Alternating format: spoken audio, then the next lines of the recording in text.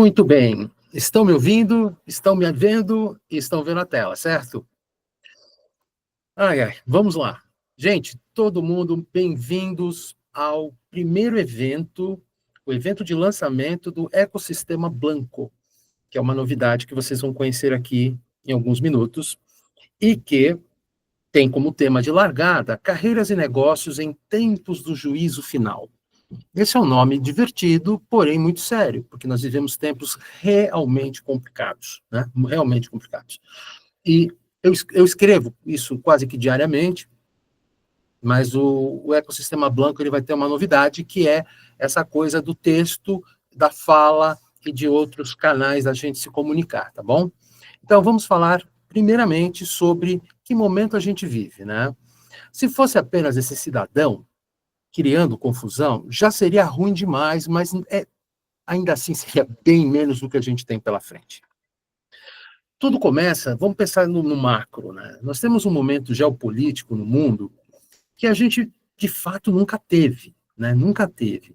Nós temos três gigantes dividindo a arena global, nas figuras do Trump, do Vladimir Putin e do Xi Jinping.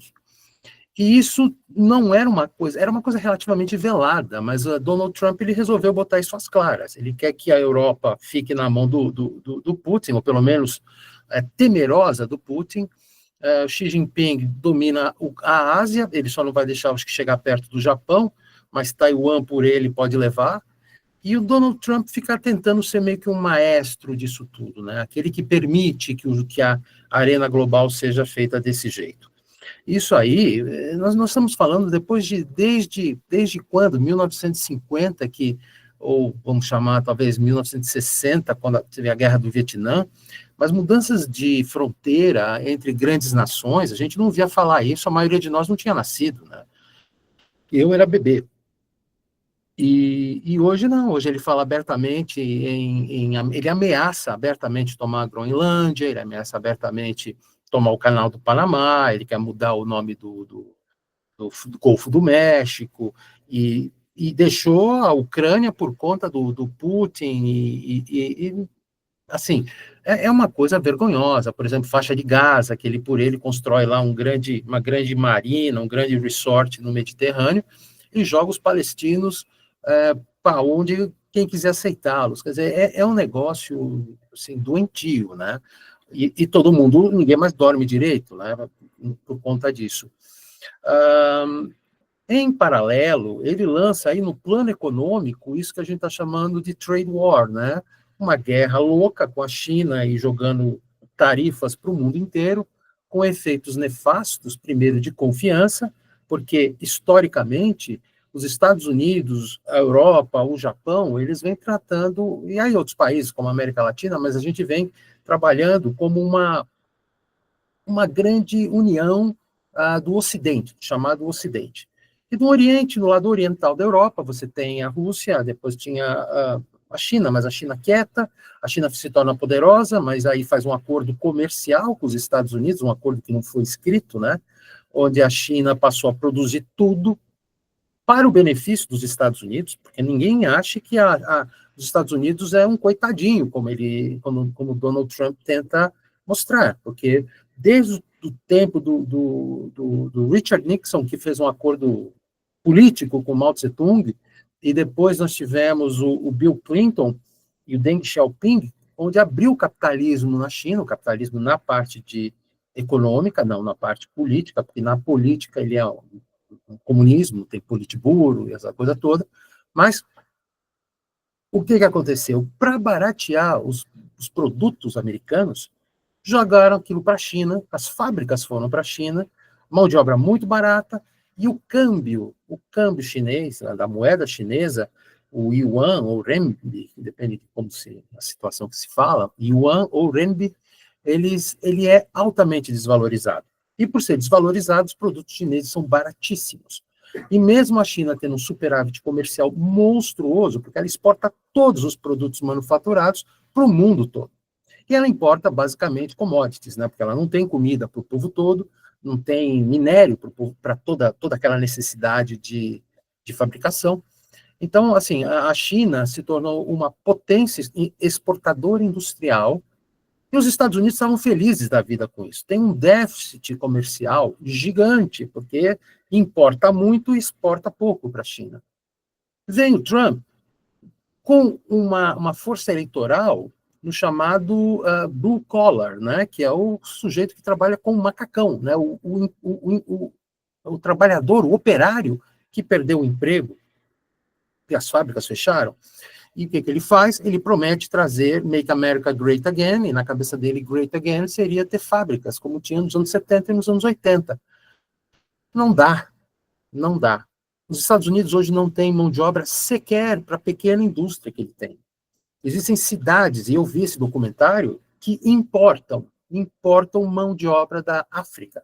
Fábricas e fábricas lotadas de africanos. E ele diz assim, bom, vou trazer mais fábricas para os Estados Unidos, quem vai trabalhar nelas? O americano típico, ele não dirige táxi, ele não trabalha num torno, ele não quer saber mais disso. Acontece que o Donald Trump vem botando os latinos para fora de lá, né, brasileiros, venezuelanos, quem ele pega lá, la migra, né, como diz, la migra, passa e manda todo mundo embora. Ou seja, está faltando o cara que serve, o garçom, o lavador de prato no restaurante. O que acontece? Ele cria essa guerra contra o resto do mundo e nem os americanos estão gostando mais muito da história. Tanto é que a popularidade dele despencou, né? Comparativamente, pré-eleição até esse momento, ela despenca e os banqueiros e os principais industriais já bateram na porta dele. Seja através dos seus representantes no Congresso, republicanos, seja diretamente, seja via Elon Musk. O próprio Elon Musk ficou enlouquecido com o ideólogo da taxação, né, das tarifas, que é um cara chamado Peter Navarro, que era bastante desconhecido, até que ele começou a comprar uma briga gratuita com a China, porque ele odeia a China, o Peter Navarro, e isso foi gerando... Ou seja, o Trump está com uma batata assando no colo dele. Quando ele jogou as tarifas para 84% lá para os chineses, aí foi para 105, aí foi para 125, está em 125 hoje. Os chineses aprontaram uma maravilhosa, eles botaram 50 bilhões de dívida americana, venderam no mercado, isso fez um arraso, parou o mercado de bonds americano, a taxa de juros automaticamente subiu, porque os bonds foram vendidos com desconto, e moral da história, os Estados Unidos passaram a conviver com uma taxa de juros que eles não esperavam. Ela subiu sozinha no mercado secundário, sem que o governo tivesse feito qualquer coisa. Ao mesmo tempo que ele cria uma crise pavorosa, o investidor americano, ele tem um hábito que eu vi na minha vida várias vezes, cada crise que acontece, mesmo que ela seja provocada dentro dos Estados Unidos, como a grande crise do subprime em 2008, o investidor americano ele volta para os Estados Unidos. Ele pode estar investido em qualquer país do mundo. Ele liquida a posição, pega aquela moeda, transforma em dólar e aplica em título do governo americano. O que aconteceu com isso? Essa enxurrada de dólares que voltou para os Estados Unidos valorizou o câmbio. Ou seja, está mais difícil para os Estados Unidos exportar, está mais fácil para os Estados Unidos importar. Moral da história, essa maluquice que o Trump inventou, ele criou a maior confusão que ele podia esperar. Nenhuma empresa americana está comprando um parafuso, porque ninguém sabe o futuro daquilo lá. Ninguém sabe. E todo mundo tem praticamente certeza que ele puxou essa corda de um jeito que não vai segurar. Então imagina se alguém vai investir numa fábrica sem ter certeza se essas regras vão durar. O Canadá e o México, ele já foi e voltou de ideia várias vezes, o que mostra que ele é instável. Tem muita gente, amigos aqui, que falam, não, isso é tudo uma grande estratégia. Olha, vai ter uma estratégia maluca assim lá longe, viu? Porque é muito instável. Você pode ter uma estratégia dura, rígida, mas ela não precisa ser instável. Bota que é 10%, bota que é 100%, não interessa. Mas bota e sossega. Ele não, ele fica fazendo esse ping-pong, não sei se ele está testando, eu sei que ele paralisou o mundo, né? Ninguém decide. Várias empresas já falaram que não vão exportar nada para os Estados Unidos, já declararam. Porque não sabe qual é a tarifa que vai chegar. Quando você decide exportar um automóvel da Inglaterra, ou da Índia, ou da Suécia, de onde for, até o dia que você fecha o contrato, vou vender por $10.000, vou vender. Até esse negócio chegar nos Estados Unidos e ser alfandegado, essa tarifa pode ter mudado 3 vezes na cabeça do Trump. Pode ser 25, pode ser 10, pode ser 80. Como faz isso? O carro que saiu do país de origem com preço viável, ele chega nos Estados Unidos totalmente inviável. Quem é que vai ficar com esse prejuízo? Pois é, né? Ninguém sabe. Então, para nós, brasileiros, o problema é um pouco pequeno. Primeiro porque a gente importa mais dos Estados Unidos do que a gente exporta. A gente exporta pouca manufatura para lá. O grande problema para o Brasil é que esse teatro, os atores desse teatro poderão ter seus produtos inviabilizados nos Estados Unidos e eles virem para o Brasil. Você pega a fábrica de qualquer coisa, essa fábrica de automóveis BYD, né, que talvez, se já não é, logo será a maior empresa de automóveis do mundo, exportam um mundo para tudo quanto é lugar, mas muito mais para os Estados Unidos. Se os seus carros ficarem inviáveis lá, adivinha para onde eles vão mandar? Para o resto do mundo. Né? E aí pode vir para o Brasil numa quantidade muito maior do que já vem, e vai ser um problema para os outros fabricantes de automóveis que já estão no Brasil. Para isso vale para todos os setores, tá? De fábrica de alfinete até automóvel, né? Tá bom? Então nós temos os senhores da guerra, né? Os warlords aqui dos bonequinhos ao lado, e um deles resolveu criar uma grande guerra de comércio. Vindo para numa outra dimensão de problemas que o mundo enfrenta hoje, e esses aqui são muito mais próximos do meu dia a dia, nós temos o que eu estou chamando de capitalismo tecnofinanceiro.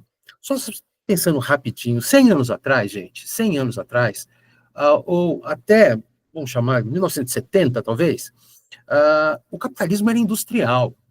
O capitalismo era industrial. Quem aparecia na capa da Veja não era banqueiro, era o presidente da Fiesp, Federação das Indústrias do Estado de São Paulo, que era o cara mais importante do Brasil. Né? Quando eu comecei a estudar administração, em 1981, eu nunca me esqueço, a capa da Veja, da revista Veja, era a sede da Fiesp e a cara do Luiz Eulálio Bueno Vidigal, que era o seu presidente, que era uma figura assim carismática, muito importante. Acontece que dos anos 80, 90 para cá, a indústria financeira foi ganhando uma força absurda, principalmente, lógico, vindo dos Estados Unidos, Wall Street. Mas também de Londres, a City de Londres, né, como é chamada, a City de Londres. É um bairro, né, o bairro financeiro de Londres é chamado de City. E aí, outras instituições do mercado financeiro foram sendo criadas, e que não ofuscaram os bancos tradicionais, mas criaram uma potência paralela, e que a gente chama de shadow banking. Shadow banking nada mais é do que uma sombra ao mercado financeiro tradicional. A gente está acostumado a falar de Citibank, JP Morgan, Bank of America, Wells Fargo, esses gigantes. Ou na Europa, Deutsche Bank, Lloyds Bank de Londres, e por aí vai. Mas existem milhares de hedge funds, ou pequenos bancos de investimento que não têm agência na rua, estão em algum andar de algum prédio gigante lá de Nova York, ou aqui de São Paulo. O BTG Pactual é um bom exemplo. O BTG Pactual mexe com bilhões e bilhões de reais e não tem agência na rua. Eu disse bilhões e bilhões de reais. E tem outros, em Nova York, que fazem a mesma coisa com bilhões e bilhões de dólares, ou de euros, ou de ienes, que no caso de ienes são trilhões, porque é uma moeda que tem uma notação de 1 para 100, mais ou menos, em relação ao dólar. Então, gente, existem fluxos financeiros que foram desregulados pelo Bill Clinton. Aos poucos, isso só aumentou. O senhor, como é que ele chamava? Alan Greenspan. Alguém lembra do Alan Greenspan, que foi o grande presidente do Banco Central americano, festejado, era considerado um mago das finanças globais, e que o que ele fez foi afrouxando. Então, hoje em dia, primeiro, o dinheiro flui de um país para o outro, em quantidades oceânicas. Depois existe a figura dos derivativos, que é uma história longa que a gente não vai falar aqui, mas nos nossos cursos voltados a finanças a gente vai lá. Os derivativos em grandes, para ficar fácil de entender. Antes do derivativo, se você queria investir 100 em alguma coisa, 100 dólares, 100 euros, 100 reais, você tinha que ter 100 unidades do dinheiro. Com derivativos, você precisa ter 10, 8, 12, depende da bolsa, depende do contrato, sabia? Então você faz uma troca e tendo só um pedacinho do dinheiro, você faz uma operação gigante. Por exemplo, mercados futuros, opções, swaps, nas bolsas da vida, como na B3 brasileira. O que acontece, gente? O volume real e o volume derivado, que é o dinheiro digital, vamos chamar assim, ele se multiplicou diversas vezes. Diversas vezes. E o que acontece? A gente diz que a montagem de uma posição, ela sobe de escada. E quando você desmonta a posição, é de elevador, ela despenca de uma vez. Então, a posição, por exemplo, os investidores resolvem comprar reais, ou resolvem vender reais, ou resolvem comprar libra esterlina. A compra é aos pouquinhos. Então, a subida é gradual. Quando tem uma sensação de crise qualquer, ou de especulação, como já aconteceu com o real há poucos meses, ele despenca de uma vez. Isso gera todo tipo de tumulto, mas isso vale também para o ouro, vale para a taxa de juros, vale para as ações. Vocês viram o que aconteceu nesses últimos 7 dias? As empresas perderam 30% do valor de mercado. Assim, pá! Né? Então, o capitalismo financeiro vem tendo um outro papel horroroso na vida das empresas. E você fala, o que a empresa tem a ver com o banco? Tem que nesse jogo das bolsas, os investidores exigem cada vez mais resultados que são impossíveis para as empresas obterem em condições normais. Então, o que elas fazem? Elas fazem o diabo dentro delas. Demitem pessoas, ficam se fundindo em mega conglomerados na tentativa de o quê? Aumentar o seu valor na bolsa.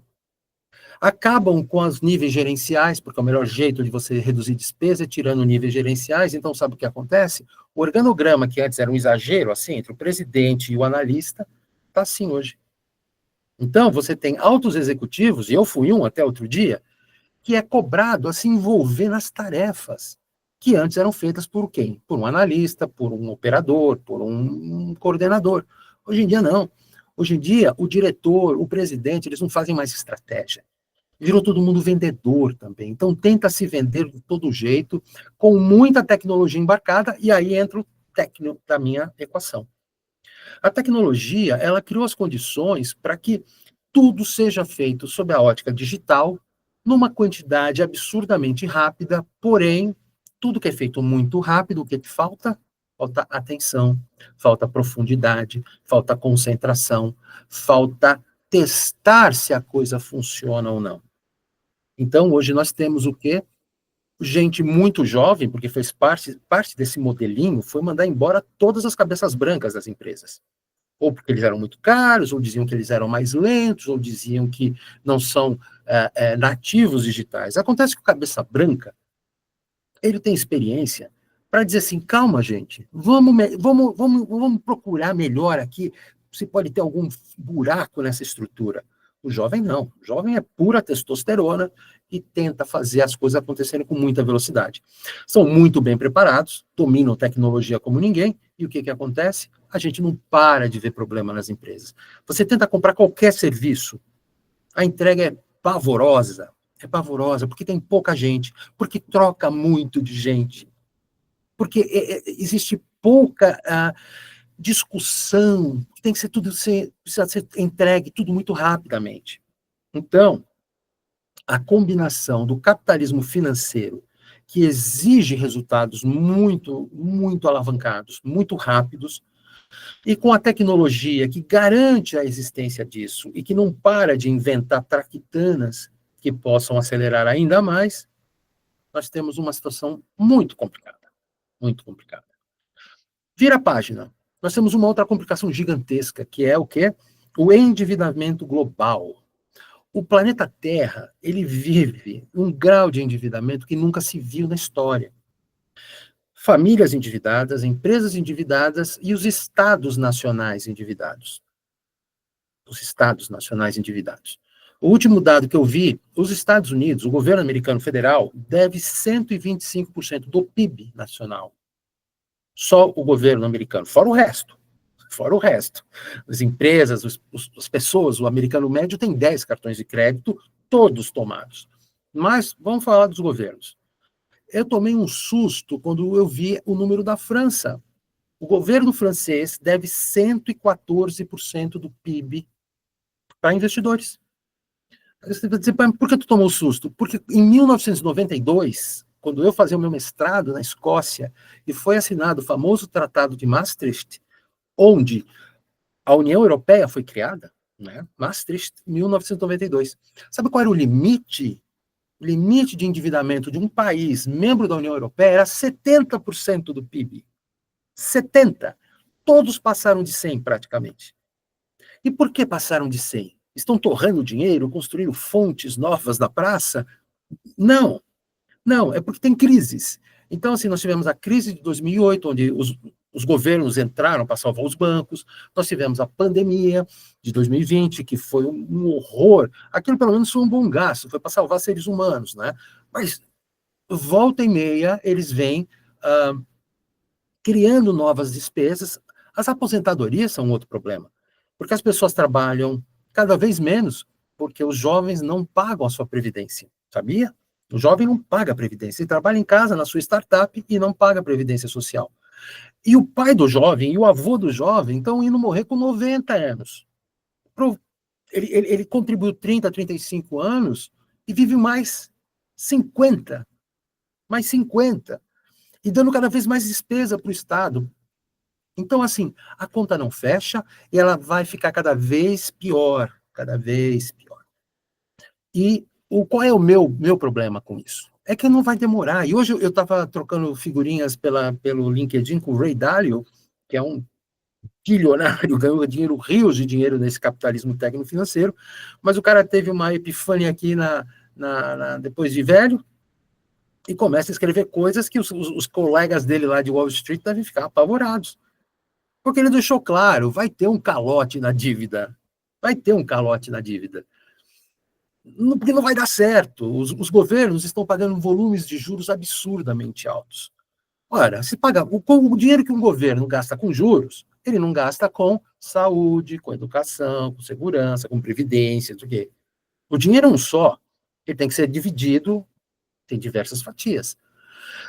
Talvez não seja coincidência que cada vez mais os bilionários brasileiros investem fortunas em imóveis, prédios vazios em São Paulo, porque os fundos de investimento imobiliários compram aquilo.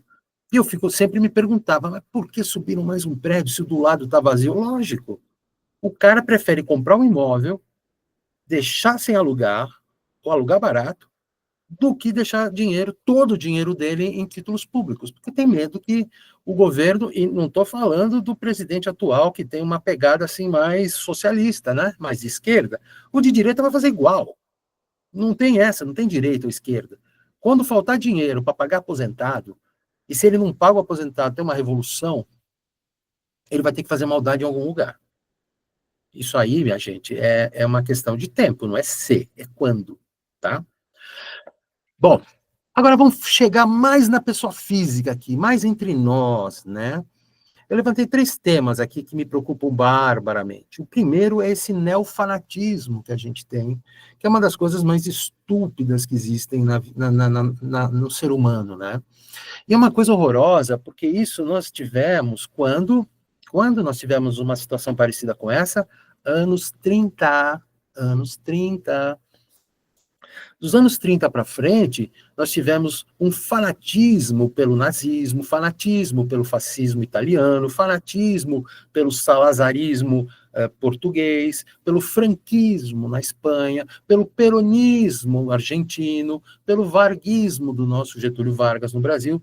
Todos esses caras com conotações mais ou menos fascistas, todos populistas, todos nacionalistas. Todos iguais. E hoje nós temos um Trump com o mesmo discurso. O presidente nosso anterior, o mesmo discurso. Na Europa, alguns com o mesmo discurso. Na Europa, eles têm a pele mais machucada do que a nossa, né? Então, no Reino Unido, os Tories, né, que é o partido da direita, né, os conservadores, perderam a eleição no ano passado, ou no início desse ano passado, para os trabalhistas, né, que voltaram ao poder depois de muitos anos tendo perdido. Na França, o Macron conseguiu ganhar as eleições legislativas da Le Pen. Le Pen é aquela loira que agora, inclusive, está para ser presa, teve um barraco lá com mau uso do dinheiro, e a Polônia estava com um governo de extrema-direita e também perdeu a eleição para um camarada mais equilibrado. Mas, assim, a Hungria tem um sujeito lá, assim como tem a Turquia, estão com lideranças, assim, de direita, e o problema não é ser direita. Eu não tenho nada contra a direita. Eu tenho problema com os fascistas que tentam logo minar com o quê? Com a Suprema Corte do seu país, com o STF do seu país, tá?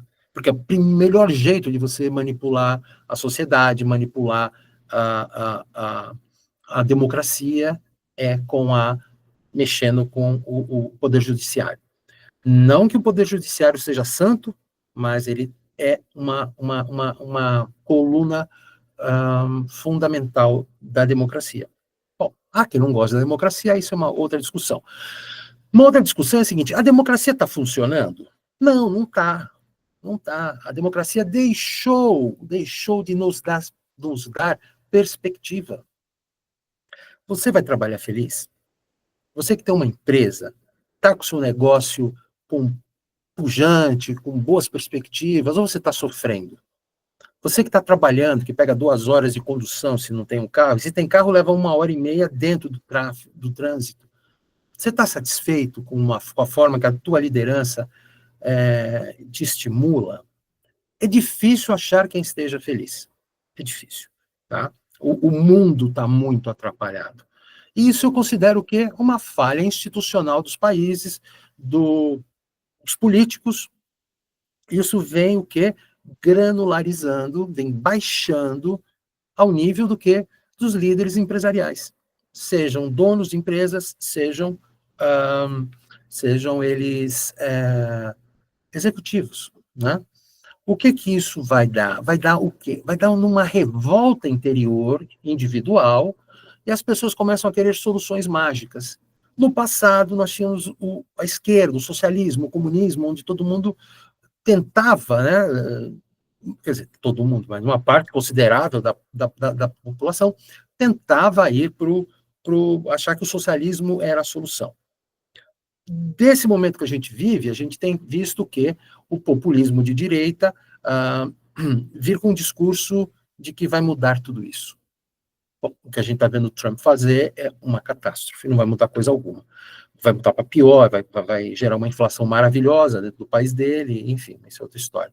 O problema aqui é falar do fanatismo. O fanatismo não é bom, porque não é inteligente, o fanatismo não permite uma conversa inteligente. A gente pode discordar até a morte, mas a gente não precisa perder o respeito, a gente não precisa achar que o outro é um idiota porque pensa diferente, tá? Outro problema seríssimo que... Jesus, eu sou parte desse problema. Redes sociais e seus efeitos colaterais. Gente, o meu problema aqui não é com a rede X ou a rede Y, ou a empresa Meta ou com o LinkedIn, não é esse. O problema é como nós aqui estamos nos relacionando com o quê? Com o conhecimento e com a concentração. Só para começar com esses dois. Gente do céu, a gente está ficando muito burro, sabe por quê? Porque a gente não estuda mais. E estudar não é ler o meu post, que pode ser o mais inteligente da paróquia, mas ele tem uma leitura de 5 minutos. 5 minutos. E ninguém aprende muita coisa em 5 minutos. Por quê? Porque não retém, porque não tem discussão. Aí eu vejo alguns comentários, graças a Deus são poucos, mas são comentários próprios de quem não entendeu nada. Não entendeu. E o problema não é que não entendeu, porque é um assunto novo para a pessoa, e naqueles 5 minutos, o cara nunca viu aquilo na vida, ou acha que já viu e não viu, viu tudo meio rasteiro, faz um comentário com aquele grau de certeza, quase que dos psicopatas. Alguns discordam, ah, mas são umas discordâncias assim que você diz, o que eu faço com o cara agora? Dou uma machadada na cabeça dele, porque eu considero como desrespeito, eu sou especialista naquele troço, tenho 40 anos de carreira. O sujeito é vendedor de parafuso e vem discutir mercado financeiro global. Eu sou obrigado a fazer o quê? Desqualificar o cara, bloquear o cara. É um horror, mas o problema é que ele perdeu a vergonha de ter vergonha. Você deixar escrito uma imbecilidade é uma coisa muito séria. Quando eu era novinho, eu não abria a boca em reunião, eu e ninguém. Você morria de medo de falar uma bobagem, levar uma raquetada na cabeça, que ia estragar a tua reputação perante o teu superior hierárquico. Hoje em dia as pessoas não têm vergonha. E a reputação vai para o lixo, e depois reclama que não tem emprego, porque o mercado é mau, porque o governo é ruim, porque os bancos são malvados. Pode até ser tudo verdade, mas o sujeito está despreparado. Porque não está adquirindo conhecimento, acha que está, mas não está. E o segundo é que todos nós, a gente perdeu a concentração. Eu perdi a concentração. Eu, para ler um troço longo, gente, eu penso 200 vezes. Eu começo a ler, aí na 10ª linha, onde eu estava mesmo, tem que voltar para a 5ª. É um horror. Isso aqui está virando uma máquina de distração. Porque eu gosto, mas é um erro que eu faço. Eu comento pra caramba no post dos outros. E geralmente, quando a oportunidade surge, eu escrevo bastante coisa, eu escrevo coisas com pé e cabeça. E muitas vezes a resposta do Tolo é assim, valeu. Porra, valeu caramba, eu escrevi um monte na tua história, você me responde por valeu? Aí tem uns outros que eu tenho reparado que tem ganhado popularidade, eu acho assustador, o cara usa IA. É IA. Ah, aí você comenta e faz uma tentativa de, vamos provocar o assunto, ou é um obrigado pela sua contribuição, ou é uma resposta de A. Você sabe quando a pessoa ela tem profundidade, e às vezes eu sou tão chato que eu vou lá na pagininha do sujeito para ver a carreira dele, para ver o que ele estudou. O sujeito não tem profundidade para escrever aquilo. É constrangedor. E nós eu já vou começar a me tirar, porque eu desisti desse povo. Eu vejo as pessoas comentando como se aquilo fosse verdade, como se aquela pessoa tivesse aquele conhecimento para transmitir. Bom, independente disso, a gente passa horas comentando coisa dos outros, e moral da história, a gente perde um tempo absurdo. Porque se pegasse um tema bom, de um cara bom, e dissesse assim, vamos conversar? 1 horinha, nós dois? Já pensou que ia sair de conhecimento dali de dentro? A gente não faz isso. Eu não faço isso. É um absurdo que a gente faz. A gente fica dando pérolas aos porcos e recebendo pérolas dos porcos. Somos todos porcos. E isso tem que mudar, tá? Terceiro, desafios geracionais. Bom, quando a gente fala de geracionais, aqui tem para todos os gostos, né? Tem branco velho com novo, e aí tem os problemas dos mais velhos, tem os problemas dos mais novos.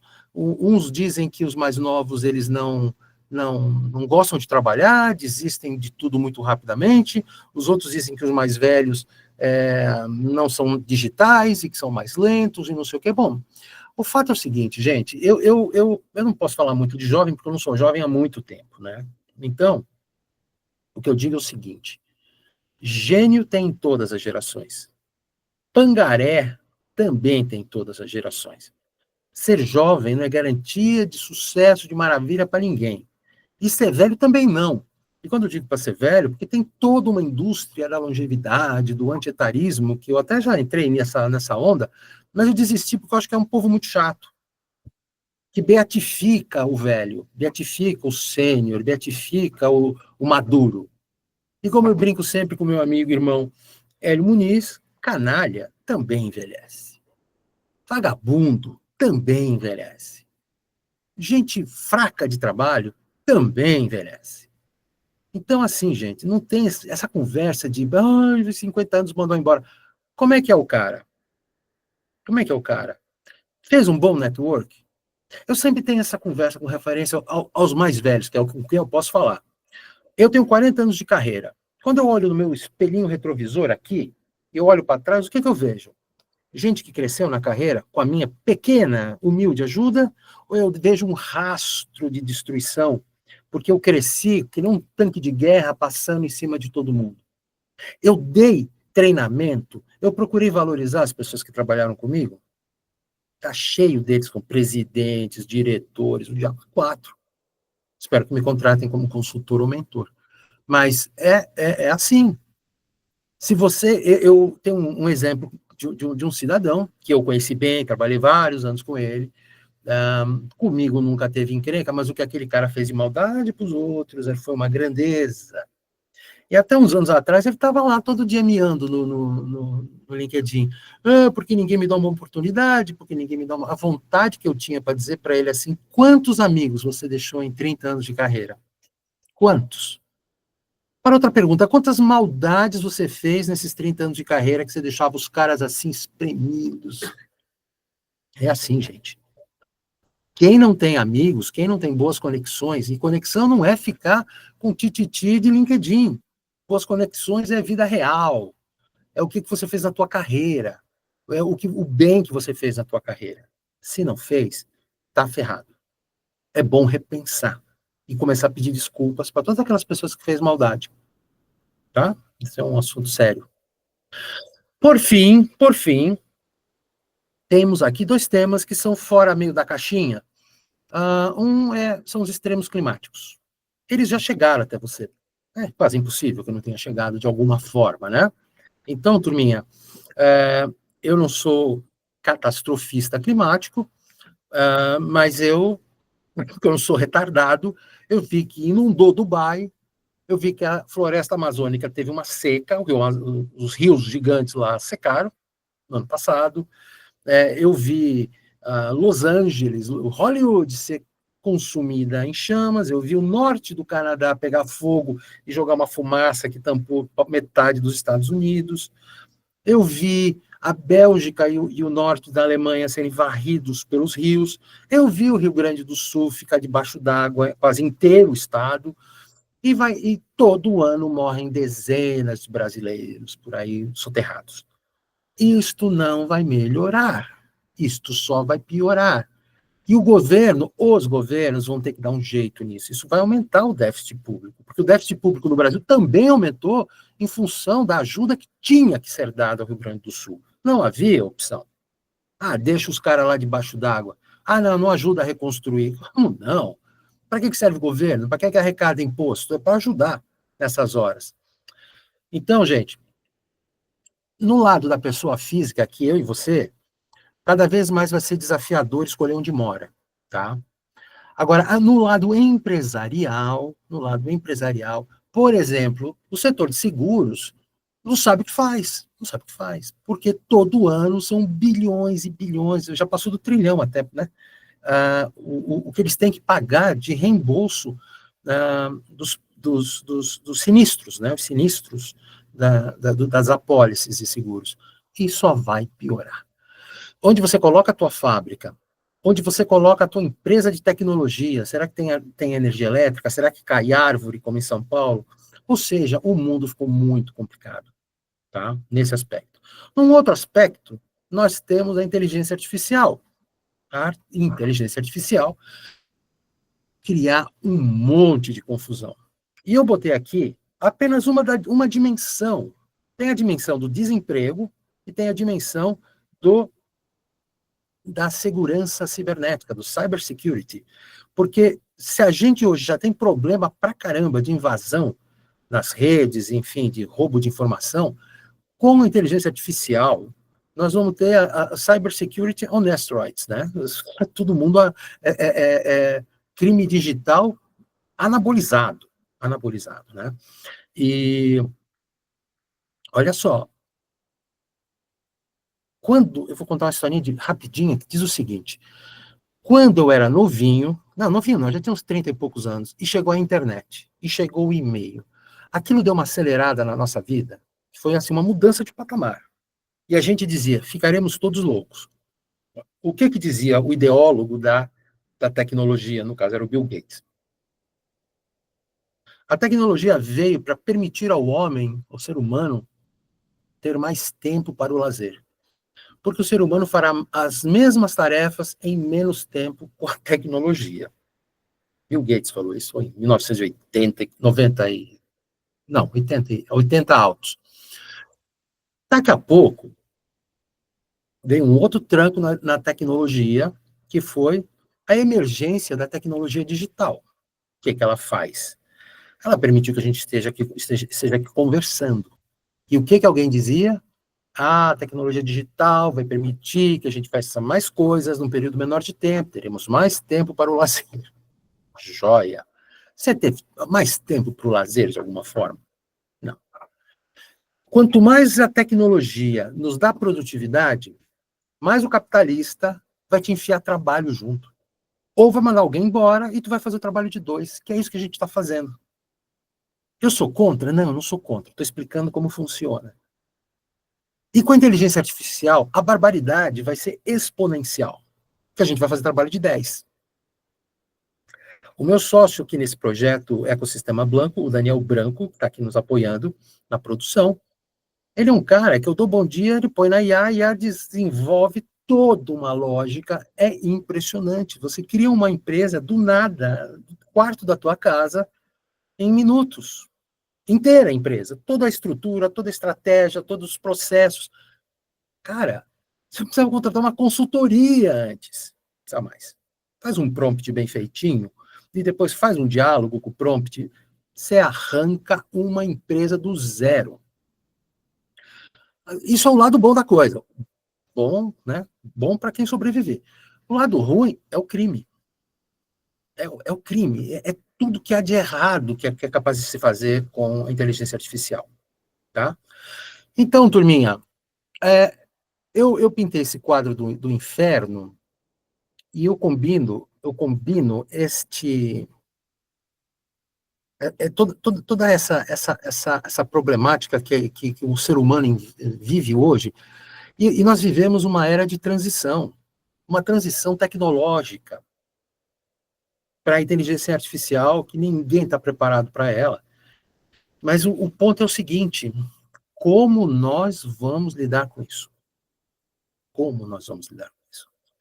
A emergência das redes sociais deu voz a todo mundo. Todo mundo fala de tudo, não é? Todo mundo se acha capaz de comentar sobre qualquer assunto. Se você escolhe qualquer tema, o cara ouve uma historinha no grupo do Zap, ele vem para o LinkedIn e puf, te bota aquilo lá como verdade. Ou comenta no teu post. Ou comenta no teu post. Com aquilo que eu disse, com aquele ar de domínio da informação própria de um psicopata, que não tem noção, que não tem noção. E não ter noção é bom. O problema é não ter noção e não tem noção. Gente, nós vamos ver fracassos em quantidades oceânicas, né?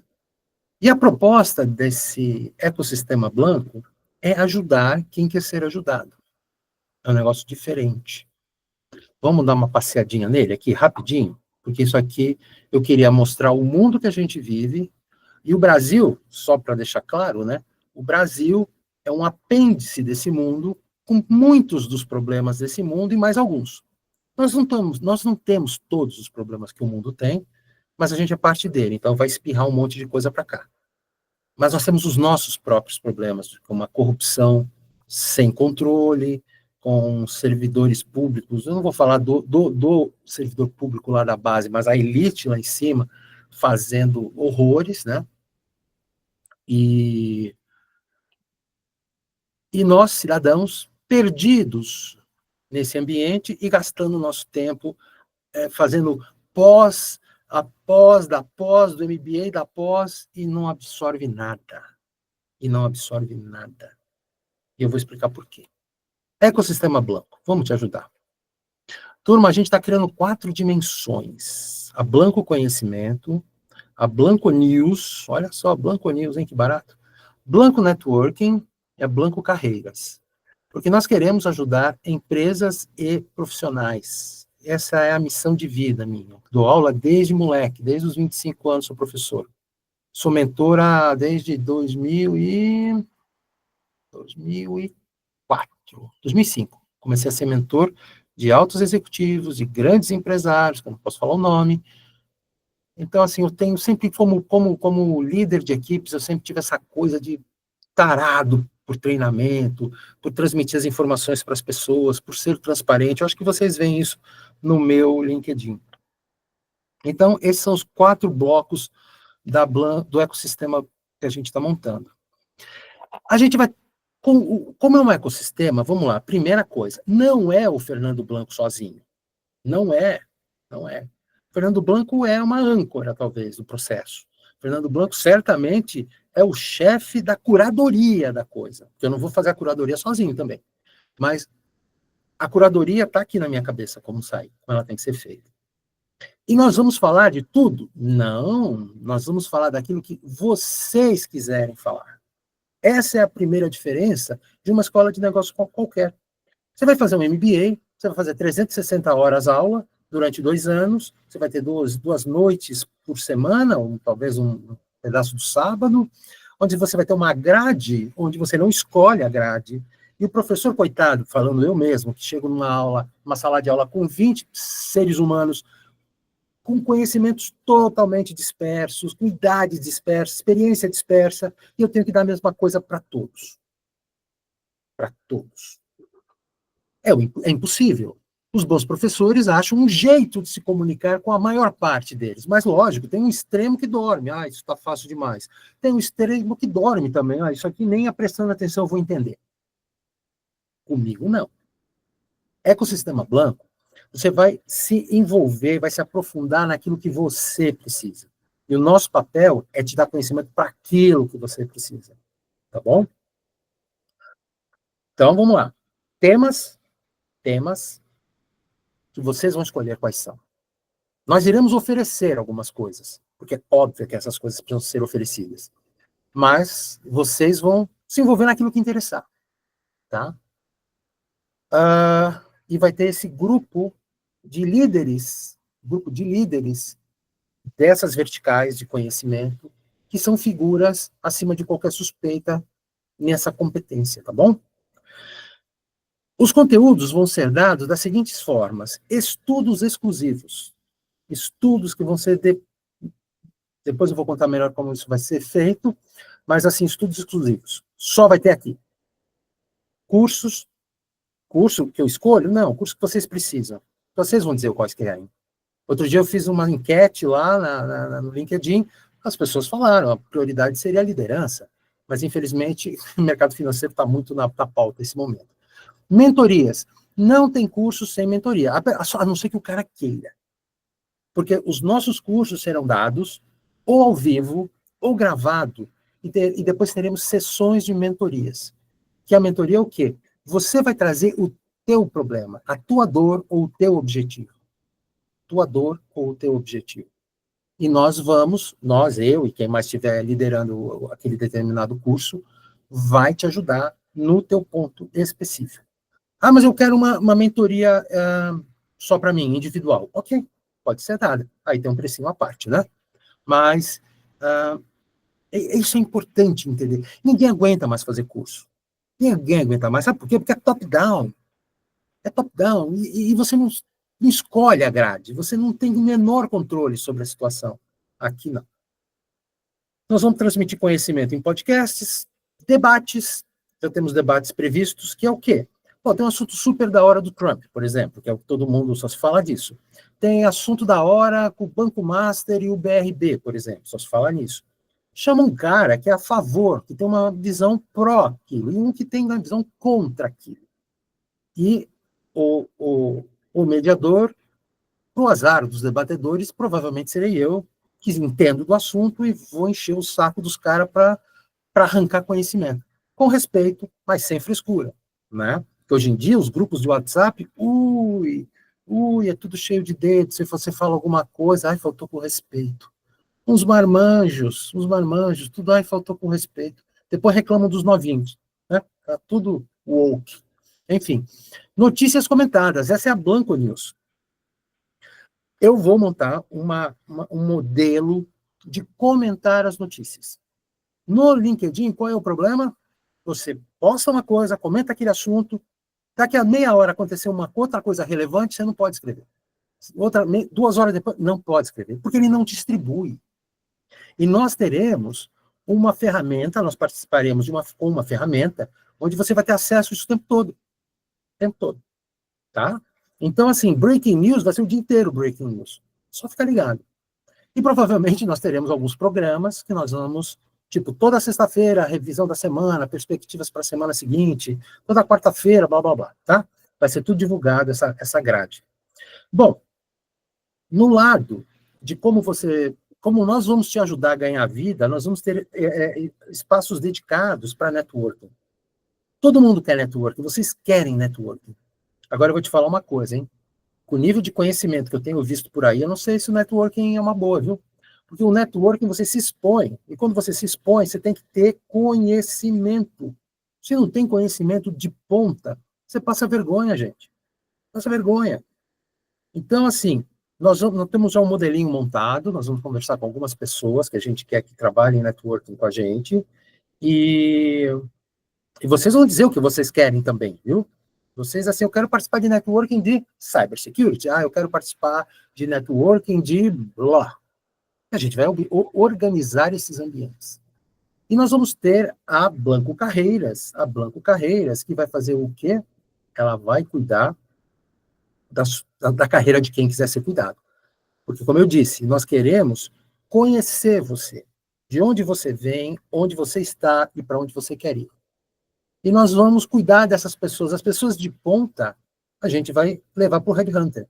A gente vai levar para a nossa rede de contatos, que é rica, muito rica. Então, assim, olha, tem um camarada aqui, esse sujeito aqui, controller de não sei o quê, babapá, está aqui com a gente há 6 meses, o cara é uma fera, ativo, tem ideias. Eu vou ajudar, porque eu quero ajudar as pessoas, tá? É isso. Tudo com base no seu interesse, que te interessa, ou a tua necessidade específica, tá?